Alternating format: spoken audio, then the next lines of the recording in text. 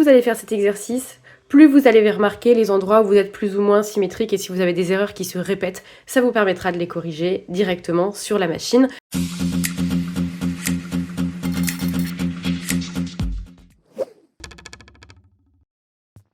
Comme tu peux le constater, j'ai ici une petite culotte dont je viens de terminer les cuisses. J'ai volontairement fait un côté entièrement à la machine au point zigzag et un côté surjeteuse et point zigzag. Ainsi, je suis quasiment certaine de ne pas avoir des cuisses symétriques, mais on sait jamais, avec un peu de chance, peut-être que j'aurai le résultat souhaité. Je peux déjà voir visuellement que mes cuisses à cet endroit-là paraissent un peu plus froncées sur mon dos. La première chose est d'identifier des points de repère sur tes cuisses. Par exemple, ici, mes coutures côté. Ensuite, je place mes deux coutures l'une sur l'autre. Si tu veux, tu peux mettre une épingle pour bien maintenir ces deux parties-là, mais c'est pas nécessaire. Ensuite, je plie ma culotte dans le sens horizontal et une fois que mes repères sont bien l'un sur l'autre, j'avance progressivement en utilisant le poids de la culotte et donc de mon tissu pour vérifier que je ne fais pas d'erreur. Par exemple, que je ne fais pas ceci ou ceci.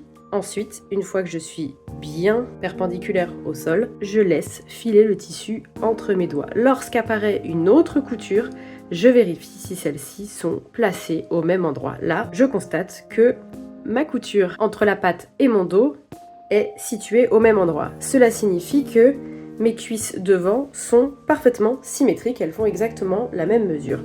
Je continue en reprenant mon repère et je laisse filer le tissu. Alors soit on cède de la gravité, soit avec l'habitude, on fait en sorte de ne pas tirer sur son tissu et je continue mon chemin et je m'aperçois que mes pattes sont exactement symétriques. Alors je ne vous cache pas que je ne m'attendais pas à un résultat aussi bien. Continuons. Cette fois-ci pour les cuisses dos.